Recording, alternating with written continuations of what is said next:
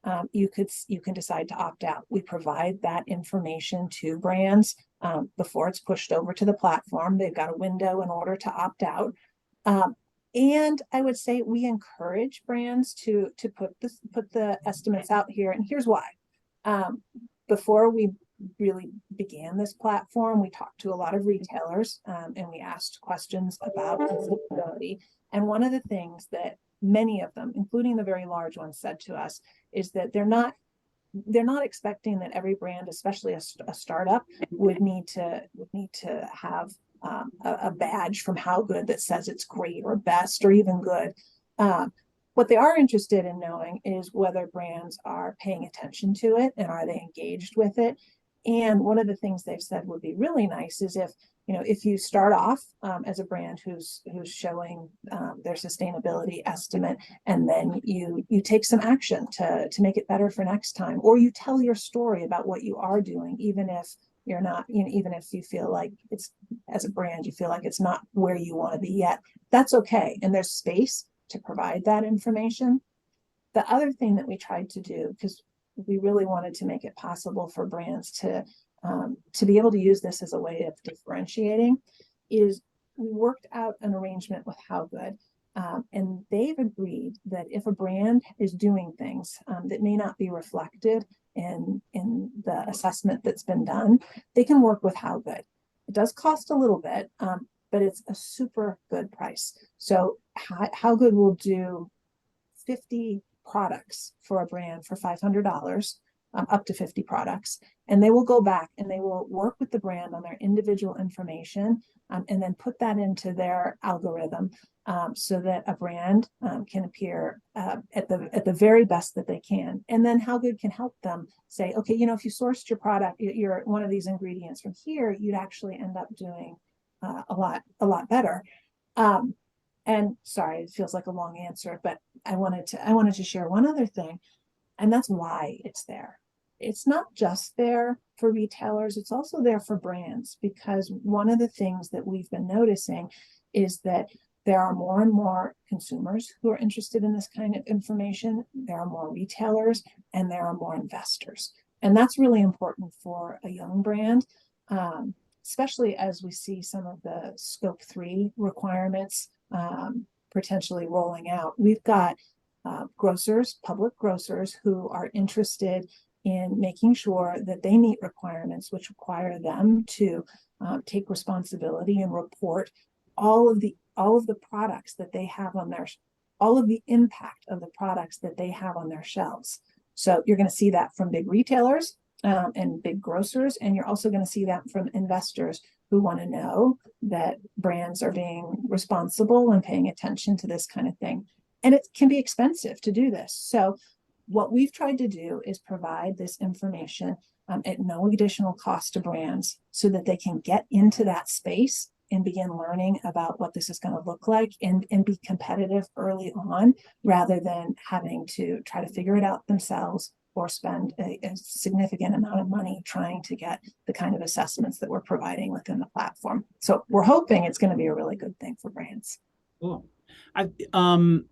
So I know we've been kind of looking at the retailer view, which I think is really helpful for us to understand how people see our products as we enter them in. I think probably a lot of people are also just waiting to understand kind of the mechanics of this platform. Like, am I automatically in it, or I have to sign up for it? What's the process like to sign up? Is there a cost? Do people see it? Do you think we could, a good time to transition into that maybe? Yep. You want to jump in, Allison? Sure. Yeah. So it is, if you're an exhibitor at one of our shows, the Expo East, Expo West, it's actually already included with your booth cost. So it is that's just part of it. Like you automatically get that. The only thing is you just have to upload your product. So, and we have a full team now that is helping with that. So if you need any assistance, if you have any questions of how can I do this, then, we have a meeting link I could send to you that we can help you, walk you through the process. We have, and I'm actually afraid if I don't know if it's going to show this tab. Can you guys see that or no? Is it still on the? It's on the same one. Maybe you could stop sharing and reshare. Okay. Also, Maura Mara Kennedy from your team joined, so she's available to answer questions as well. I just made her a panelist. Oh, perfect. Hey, Maura. Okay, so I'm sharing the whole screen now, so hopefully you guys can see this. But we have an onboarding document, a step-by-step guide into how to create that account. So right now we go through Pinto, and as an exhibitor, we pay for the membership, the Pinto Pro membership as well. So this is a step-by-step guide that shows you exactly how to do it. What's Pinto? That's just our product portal that we use. So for instance, this is what the brands, or that we will help the brands do with inputting their product information and their images. Okay. And our standards team uses this to check over all the information, claims, certifications, images, nutritional panels, etc., to make sure that everything is as it seems and can approve for the show.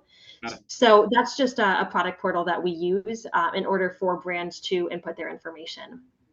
Okay. And so this is the step-by-step guide. This is the other portion of it that a brand will just write in their information per each product here.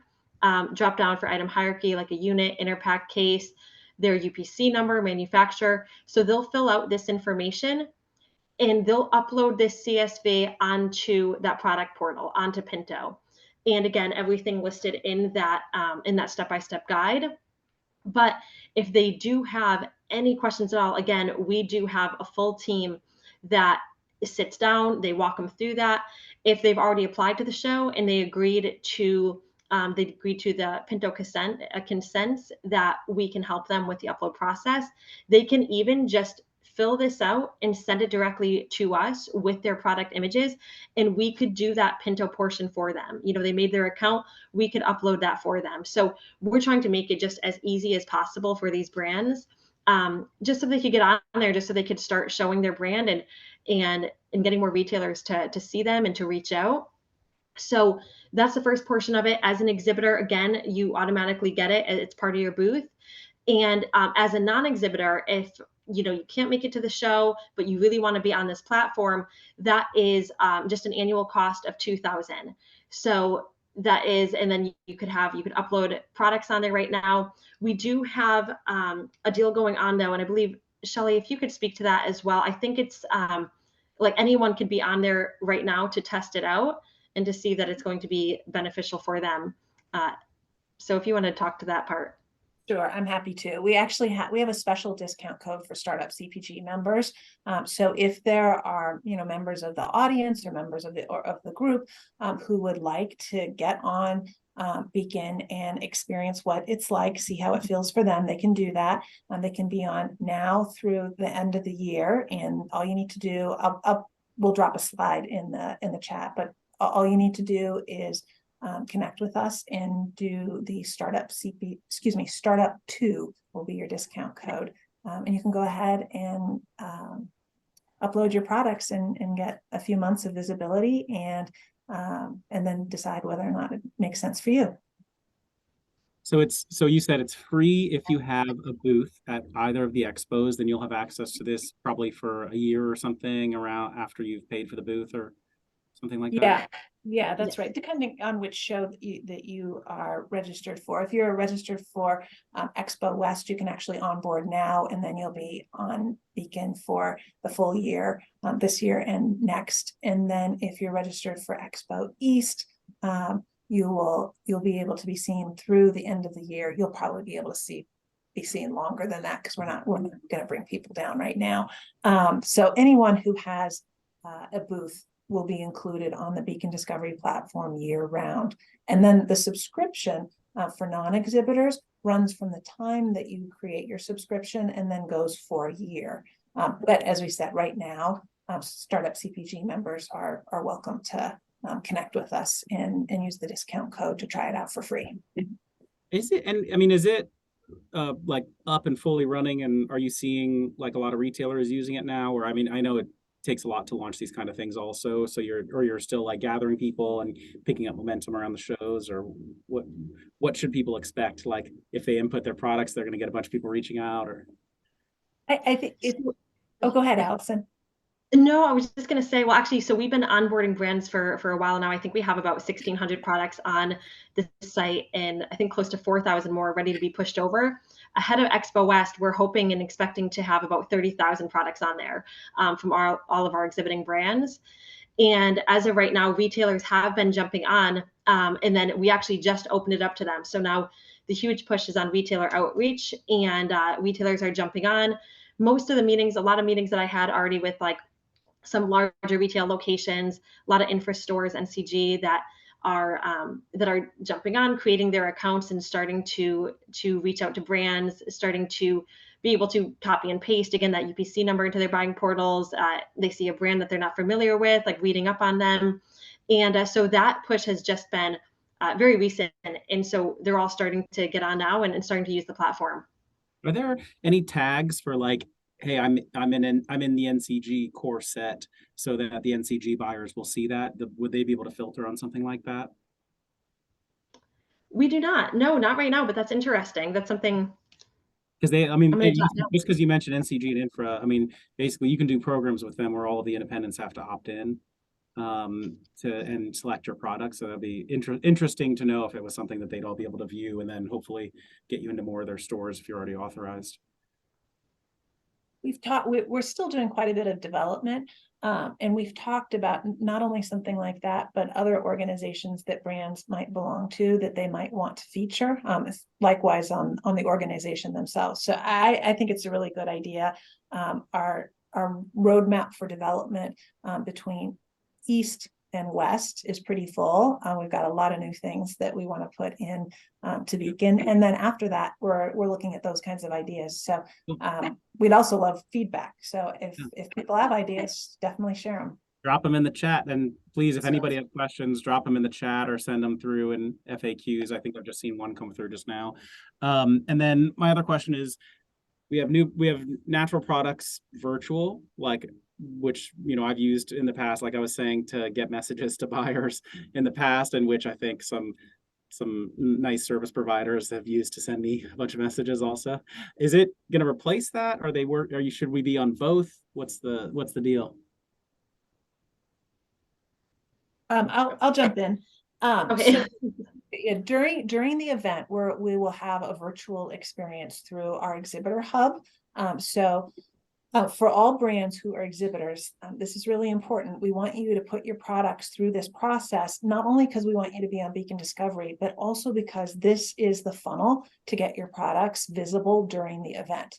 So there'll be a window of time where the event experience is live, a few weeks before, during, and then a few weeks after.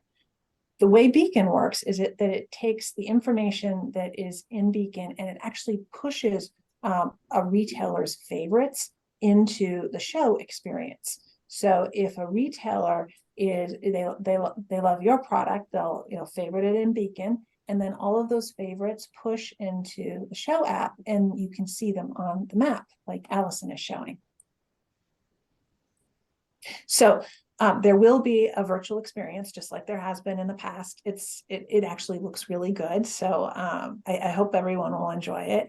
And then year round, we'll have Beacon Discovery where retailers can be looking for brands whenever they need to fill a space on the shelf. And also prep for the You know what I mean about the like NPEV? Like, so we should still be signing up and using that separately, at least for now, and then also through Beacon and Pinto. So we are not using NPEV, but what we've done is we've sunset that because we actually wanted to move to a more powerful platform. So we now have another platform. It'll work similarly to NPEV, but you don't need to sign up separately for that. Okay. What we wanted to do was make it really more of a one-step process. You sign up once.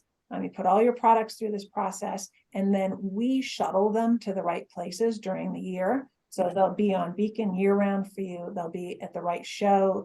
We'll be able to filter by the shows that a brand is participating in, and that way you only have to put products in once. So for Expo East, like this was on my to-do list next week, as I was going to go into virtual and just check all the buyers who are attending and try to send messages to some of the priority ones. Does that mean that's not there anymore and I won't be able to do that, or it is there but it's not updated, or? It is there, but you'll want to go into the hub and check there, and that's our exhibitor portal, Okay. which you should be able to access through the website. Okay. So it you is, will it is there, but it is Yes. there, but we should sign up for this also. It is there, and this process that we're describing is how you get there. If you're a brand who wants to show products, if you're just looking, then you can view it at the hub. Okay. Is that clear? I'm not 100% clear. I think because just like that as far as I know, we used to just kind of like, you could log in through the exhibitor portal or whatever into Natural Products Expo Virtual, and from there you could see who's attending the show and you could try to send them messages and stuff. It sounds like that's still there, but Yep. this is really the primary way for discovery and all that stuff to happen. Or you're saying you log in through here and this is how you actually get into the NPEV Virtual, where you could Yeah. message users and stuff. So if you want to go and look at the products, then yes, you would go to the exhibitor hub, just like you always have. It's not called NPEV anymore. It's called our exhibitor hub. It has a different back end, but that doesn't make any difference to you. You'll still go and you'll see product and you'll see brands. If you are By the way, us as brands, by the way, is kind of the because probably most of the people on here are brands. That's why I'm asking from that perspective. But yes, but I just meant if you were an attendee as opposed to someone who was exhibiting. So you might be a brand who is an attendee rather than actually exhibiting at Expo. So there are situations like that where they are going, but they're only going to walk the floor, for example, and they could go to the exhibitor hub. But if you want to put your products in so that they're visible, then you have to go through the standards process, through our application process. They'll get pushed through the portal that Allison showed, and they will show up for you on the show platform, and they will show up for you in Beacon Discovery. Okay. Cool. I don't know, Allison, I know you had some slides to show. I don't know. Do you want to whip through any of those? Sure. Yeah, I could. You want to share the slides, Shelley? I can do that. Let me pull that so it's ready for us. There we go. And I'll share my screen.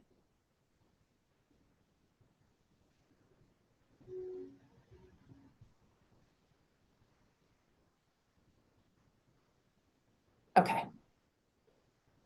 You see that? Is that showing? Yes. Okay. All right. So one of the things that I always like to talk about is the mission, right? So we're very focused on the values that are important to brands and important to buyers, because our community is a very mission-oriented one. And Beacon is one of the ways that we can take the information that a brand wants to share with the community and with buyers and really give them a place to highlight that. A lot of times at the show, we end up seeing great connections, but it can be really hard to get all the information that you want about your products to the buyer when you only have a few minutes with them. So what we want to do is make sure that before the show, buyers are searching for brands like yours and learning more about them, but also learning more about you as a brand founder, and you about what you want to do. Like if you're focused on like some of the brands, like you mentioned, Daniel, are focused on things like supporting certain communities and using different techniques to manufacture their products that are very mission oriented. So we give space to do that. And then brands are able to, there's I don't think Allison showed it, but there's a place where retailers can reach out and they can request samples and connect with brands so that they can communicate with them and set up appointments when they get to the show. And then there's plenty of space for them to be able to share those kinds of things. The other thing that we really like about it is that we take those ingredient templates that Allison mentioned, and it really helps fine tune which buyers and brands are going to connect and actually have a long-standing relationship because of all of the filtering that Allison showed. And then Allison explained a little bit about how good and the sustainability focus that we've got on this platform, but I actually wanted to spend a little bit more time showing you how that worked. So let me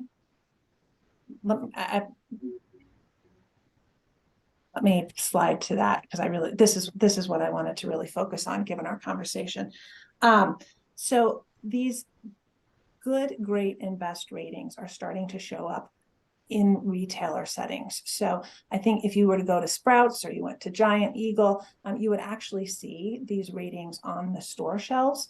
So what we wanted to do is make brands familiar with this pretty early on and make sure that they could work with How Good. They could also make sure that these larger retailers that they might want to be selling to are familiar with what they're doing. So this actually gives you a way of getting in front of retailers. And How Good, you can't use the How Good seals on your packaging and sell it that way. If you want to do that, you have to reach out to How Good. That would be a relationship with them. But what you can do is you can share the information with retailers. How Good has said that would be fine to do.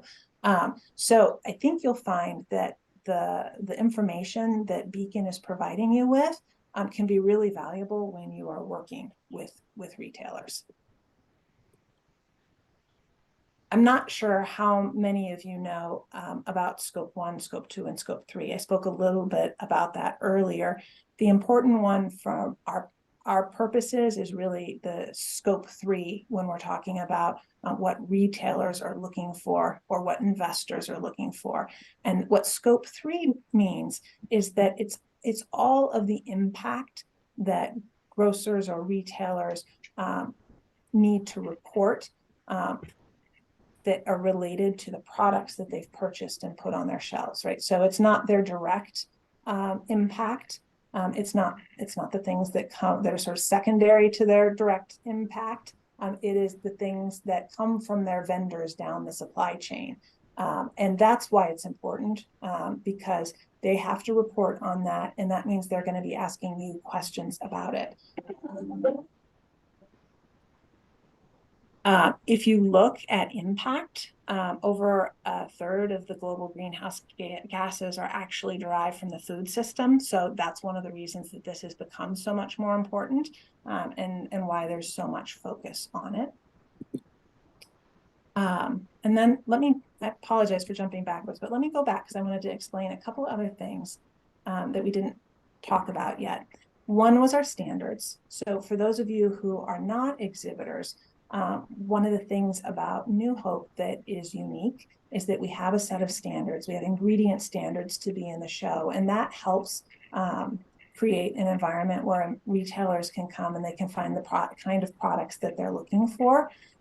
We also have basic requirements on labeling and things like that. So if you come to the show and you fill out an application, you'll work with a standards specialist. And if, for example, you have a claim on your product labeling that isn't accepted under our standards, we'll let you know. And those standards are based on regulatory requirements. So we alert brands if we notice something that's out of compliance, which is a value to the brand. And then the other thing that we do that's kind of new within Beacon is we've got this new program called Market Ready Verified. I'm not aware that there's anything else out there like that. What we're doing is for any brand that comes through our system and wants to have their products reviewed at a regulatory level, not just a New Hope standards level, and then they make the necessary revisions to bring them into compliance, we'll actually highlight them in Beacon as Market Ready Verified. Because one of the things that retailers have said to us is that in a lot of cases, they'll be pretty excited about a new brand and they'll bring it in and into the buying process. And then they'll get, for the larger retailers, they may get to legal or one of their departments that's doing the regulatory review, and they'll find a problem, and then they have to start that process over. So it just slows it down. So we try to help brands, especially those who are doing their labels for the first time, just give them the information that they need to do a compliant label. So We're excited about this. We hope that it's really valuable for brands, both for highlighting their efforts on this side, but also giving them the information and education that might be helpful up front. And let me go to the end because I want to make sure everyone has the code for Startup 2 if you're interested in jumping on Beacon and seeing what it's like.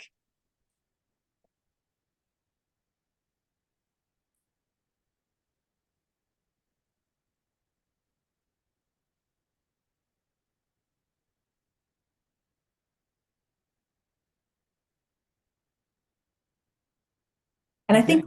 I think that's it, unless people have questions.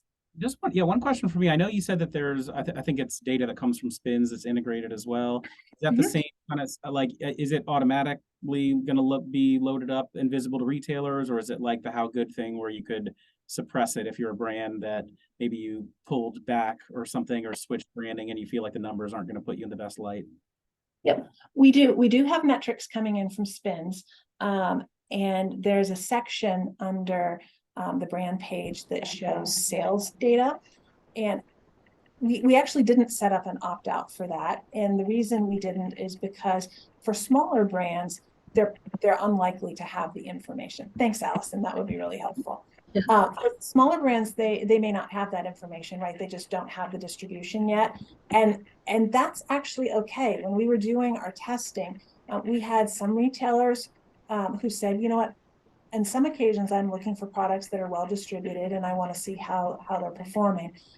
But a really large number of our retailers said during testing, actually what we're looking for are they call them hidden gems, right? Those that don't have a lot of distribution yet and have so much potential, especially the independents are really looking to see it early. So it didn't come up as This is like our nightmare, what we're looking at right here, just so you know. This thing like 34% below the median, 60% lower velocity, just because like we work really hard to tell strong data stories and make sure things are looked at in the right context, given the accounts that we're in and all that stuff.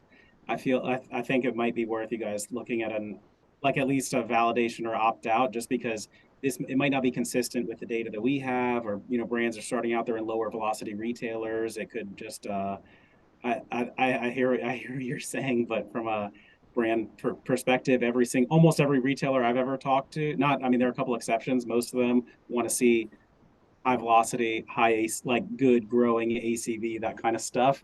So it might be worth double click on that. I think good for brands to know that they could be, if they sign up, that would be out there. So yep, it's good feedback. When you are trying to tell that good story, what does that look like for you? So it's all data based. I'm just like, no, like I would never advise any brand to tell a data story that uses data that's not actual data.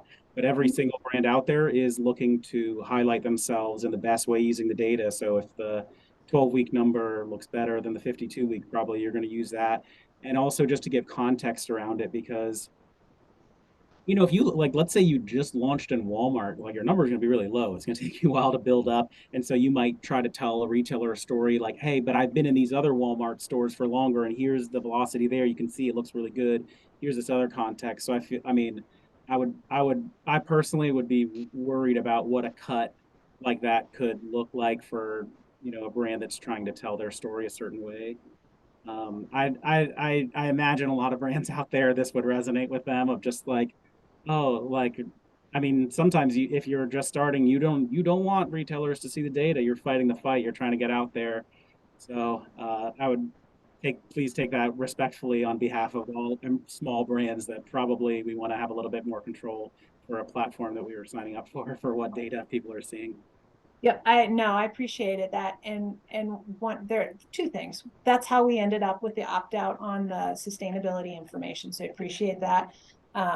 And the other thing is, it's the context again, right? So in addition to potentially an opt-out, I'm hearing the opportunity to tell your story the way you want to tell your story. And that's one of the things we're trying really hard to make Beacon do. So appreciate it. Yes. Yeah, that's actually love something. uploading our own slides even, which should always be factual, but you know, everyone out there has to tell their data story the best way they can to highlight themselves, because the biggest companies have armies of people telling their own data stories. So we all gotta, yeah. Sorry, Yeah, Alex. that's something actually I just talked to someone about too. It's having like a disclaimer, even, you know, that there was a warehouse fire or packaging hasn't been produced in the last 3 months, something like that as well. Like that's what I had been discussing with the brand. Great. Any other questions? Not from me. I saw someone just asked if this was going to be recorded. Yes, it is. It'll be available through our Vimeo page as well if people want to view it later. And somebody just asked about, they said, thank you for the code. But they were can they just use it, or do they need to contact you guys directly? Do you want to share, I don't know if you want to share contact info in case people have additional questions or. Yep, you can go to, can everyone see that? I just dropped the website in the chat. You can Oh, go you to, know what? I'll reshare it. I think it just went to hosts and panelists. So let me just try again and paste it there for everybody. all right. Yeah, so you can go to that website and that will, you can hit the right link and it will take you right to the space where you can sign up. And then all you do when you get to the payment page is drop in the discount code, and then there won't be a charge for you. And it's startup 2, is that what you said? Startup 2, that's correct.